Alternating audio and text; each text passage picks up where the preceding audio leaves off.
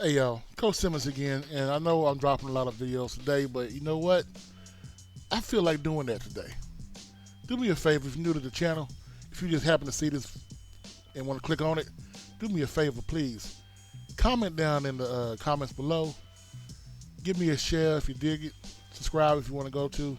I only ask you to like it if you like it. Now, what I want to do first, I want to read a statement. It came out today from Coach Mike Norvell. I am disgusted and infuriated with the committee's decision today to have what was earned on the field taken away because a small group of people decided they know better than the results of the games. What is the point of playing games? Do you tell players it's okay to quit if someone goes down? Do you not play a senior on senior day for fear of injury? What is the motivation to schedule challenging non-conference games? We not only are undefeated Power 5 conference champion, but also play two Power 5 non-conference games away from home and won them both.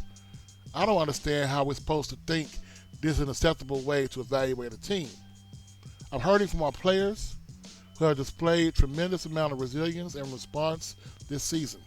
What happened today goes against everything that is true and right in college football.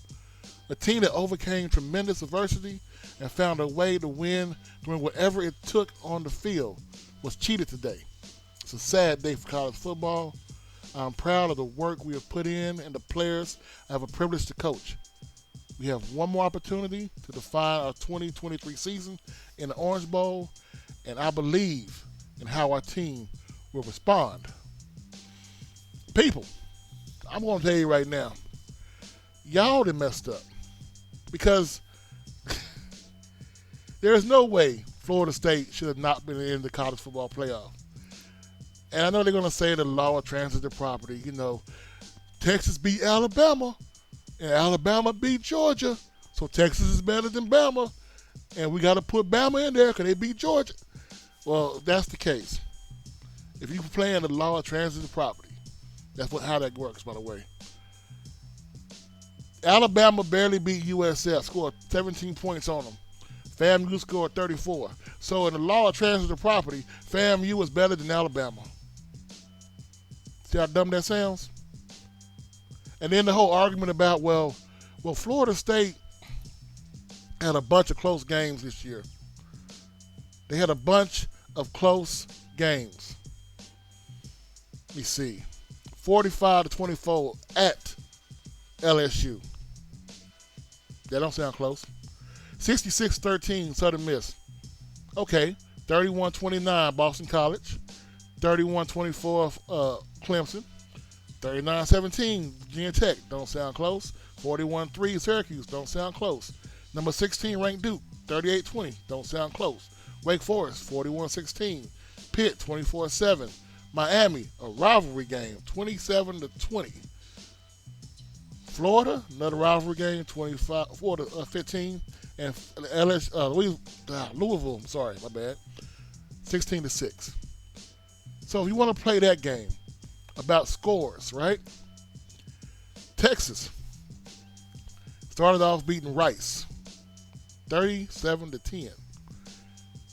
So the Rice and Rice game was on the same weekend as LSU Florida State.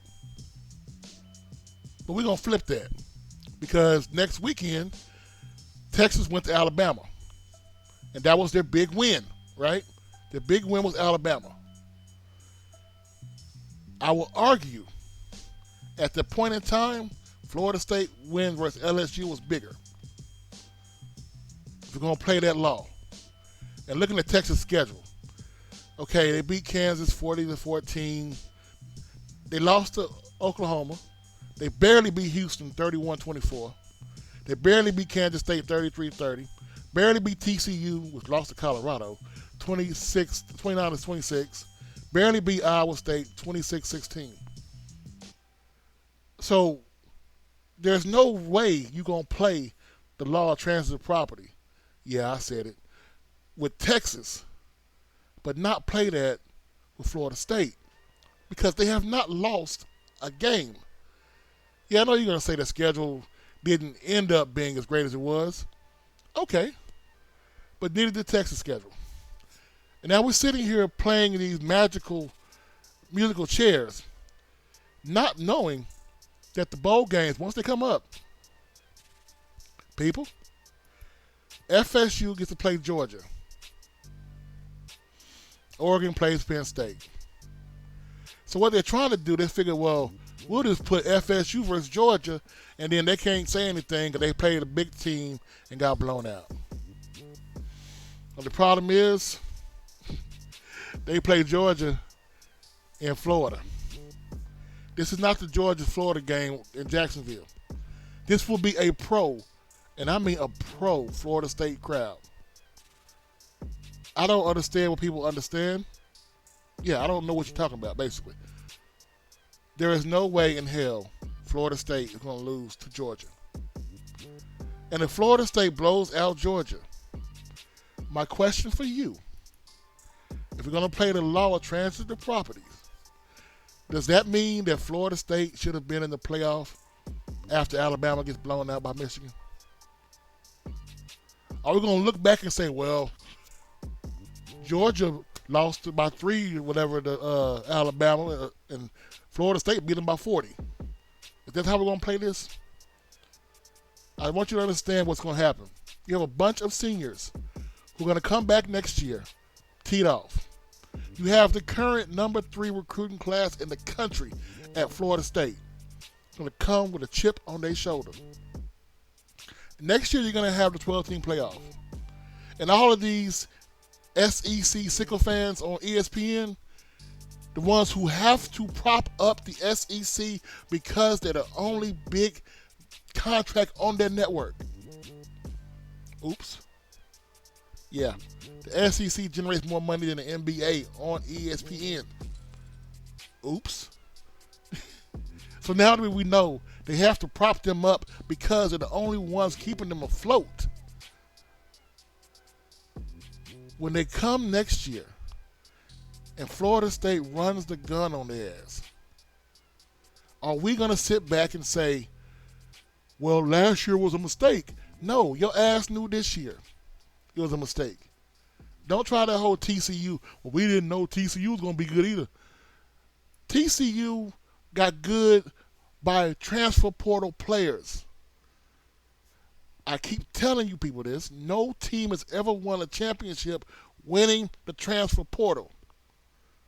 When you get transfer portal players, majority of transfer portal players, that means you are not a good coach. Coaching is about developing, not poaching. See what I did there? See, coaching, not poaching. Anyway, I'm Coach Simmons. Y'all have a blessed day. I'm out.